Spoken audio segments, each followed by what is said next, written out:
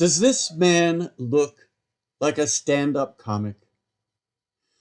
Would that picture on a poster send you running to get tickets if he was appearing at a local comedy club? He's too serious, right?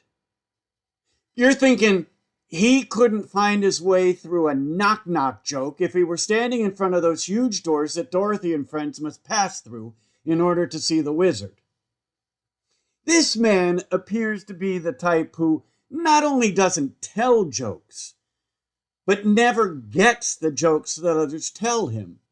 You know the ones. Their blank stare, your painful, laugh-killing attempt to explain your joke that makes you regret you ever told it in the first place. While all these assumptions are understandable, I would like to challenge them. Piety and painters have done this man, Jesus of Nazareth, a great disservice. Tradition has assigned him a seriousness that too often serves as an obstacle to hearing his wisdom, to joining in his joy, to experiencing his compassion, and most importantly, too often hinders us from fully embracing his message of good news about a God who loves all creation beyond our human comprehension. In fact, I would like to propose that Jesus of Nazareth is the most misunderstood stand-up comic of all time. Imagine people 1,000 years from now finding Jerry Seinfeld monologues and being told to read them with only seriousness. After all, there would be no laugh track to help those future folks understand how we, Jerry's audiences, are hearing his witticisms and reacting to them in our present time.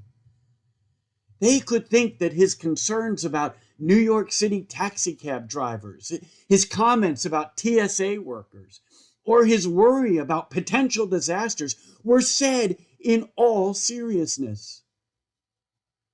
So I want to go back and examine Jesus' teachings and the lessons of his life, not with the seriousness of a scholar or the hyper-reverence of a devotee.